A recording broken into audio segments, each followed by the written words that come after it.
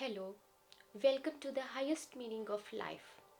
Today we are discussing Devatma, above of outstanding values. Turning and turning in the deep value of relations. Few fragments have been shot in the context of prehistoric man, when the code of civilization was out of order. To regulate the fierce, inhumane, and angst feelings of women, various relations came into existence, viz., brother and sister, husband and wife relations, and many more. Gradually and surely, these relations begin to balance daily chores of life. Devatma has a neat and clean philosophy of human relations. He used to celebrate every relation wholeheartedly in a positive sense. Devatma flourished light on human relations, emphasizing the fact that all relations have their own values and should be respected. He remarks in Dev Shastra, in the introductory part, the whole mission of my life would be neat and clear understanding the principle of higher harmony. Devatma laid down for the first time injunctions or directions for improving conduct in 12 relations and named them as bratas, that's sacred vows. One of them is nuptial, that is wedlock. Devatma, carrying the earthen lamp of truth, goodness, and beauty, celebrates marriage in a lighthouse of respect and love. At this point, few mammoth instances of marriage are quoted. Jayadev's wife was a surrogate lady. She was extremely hardworking, who assists him. Jayadev is a Bengali poet. He wrote Geet Govindam. In the whole process, his wife has been a great sport for him. That's why her devotion towards Jayadev is increasing. Mary Query and Pierre Query are Nobel laureates, also led an ideal life. Their interests in science moved the circle of time. Savitribai Phule and Jyotirbai Phule were steadfast on the path of education. Actually, former was the first Indian women teacher and headmistress. Saint Atri and Mother Anasua also set the versions of piousness and coherence in the ancient history of India. Sudama and his wife Sushila re-evaluated the historic page of devotion, sacrifice, and genuine friendship. Here is an instance of Lakshmi Bai, Queen of Jhansi, and his husband Gangadhar Rao. They were courageous couples. Their main focus was on motherland instead of anything else. That is the most appreciating part in the legend.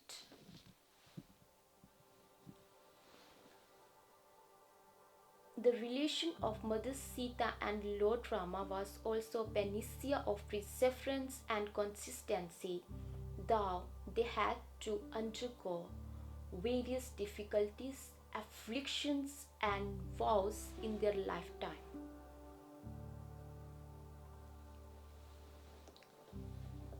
Kalidasa's wife Devatma was too intelligent to describe. She reshapes, remodels Kalidasa to be perfect to the society. Kalidasa is called Kavi Kulguru. Tulsidas' wife Ratnavali was the paradigm of strong willpower who transformed Tulsidas' thought process. One instance is upmost.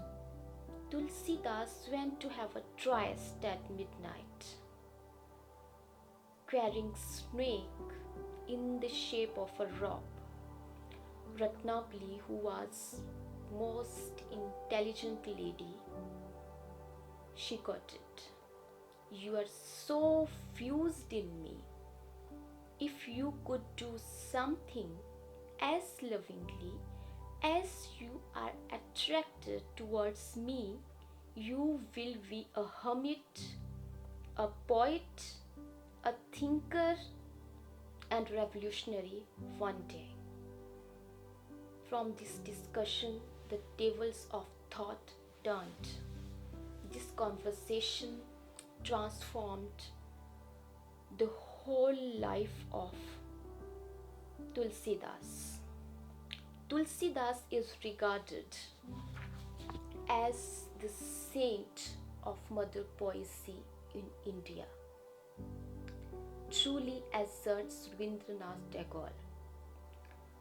People forget that marriage is an art and it should be updated every day. Every day. Actually, marriage should be a spontaneous way of living, that is, caring and sharing the finest value of life and literature. There should have been a feeling that my home is your home and my arms are always open to you.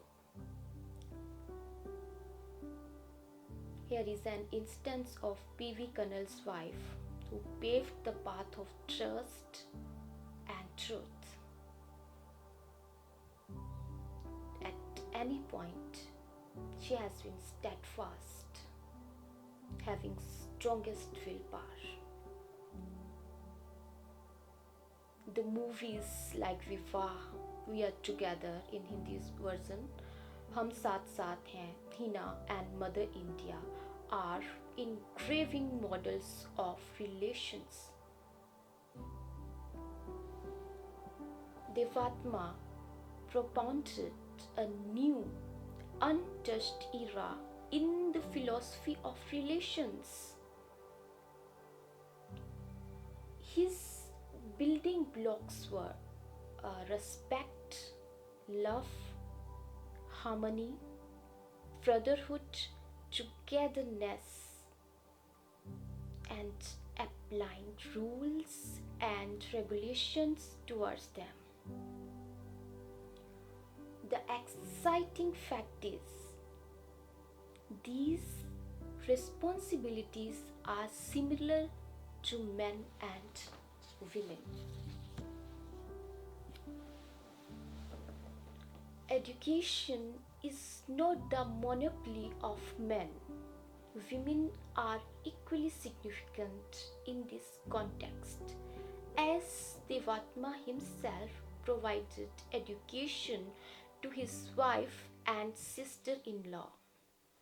Later on opened approximately 26 institutions for women empowerment. That is most appreciable part in his life. He discarded the tradition of veil, suggested his wife to go without veil. In the range of social reforms, women education Devatma's saga is large than life, huge, mammoth, out of words. A garden house of values he is, undoubtedly. I advocate and appreciate aforementioned sentences through the intense muse of Alfred Lord Tennyson. God, if I had a flower for every time I thought of you, I could walk in my garden forever. Forever repeats poets' abysmal feelings towards the bond of love and reverence. In the absence of this warmth, in relations, life becomes a sack of dust and lifeless insects. That is, turning and turning in the widening gyre. The falcon cannot hear the falconer. Things fall apart. Things fall apart. The center cannot hold. Things fall apart. The center cannot hold. Mere anarchy is loosed upon the world. The blood-dimmed tide is loosed everywhere. The ceremony of innocence is drowned. The ceremony of innocence is drowned. To rescue the drowning and piousness, to rescue this drowning, the piousness is essential. Devatma's teachings are required for every person, irrespective of age, color, and creed. Surely the second coming is must. It would be coming in the truest decorum of gratitude, service, altruism, respecting and understanding the feelings of each other, to develop this earth more and more productive with truth, goodness, and beauty. Without a mistake, revelation set feet, surely, without doubt. In the desert of the heart, let the healing fountain start. In the prison of these days, teach the free man how to praise. Teach the free man how to praise. The relation of husband and wife should be pure, untouched by time and age. There should be a perfect tuning. Heart, body, and soul should be tuned together forever in a harmonious compound with. It should be like this. I carry your heart with me. I carry it in my heart. I'm never without it. Anywhere I go, you go. My dear, and whatever is done by only me is your doing, my darling. This is the quotation by E. Cummings. In the relation of love and reverence. Actually, great souls dispossess the self for the greater self, without a second weight, without a second trait. As the teaching of Devatma mentioned, I wish heaven on this earth. I wish heaven on this earth. This is apt, true, if we learn to respect and love each and every particle on this earth. Thank you.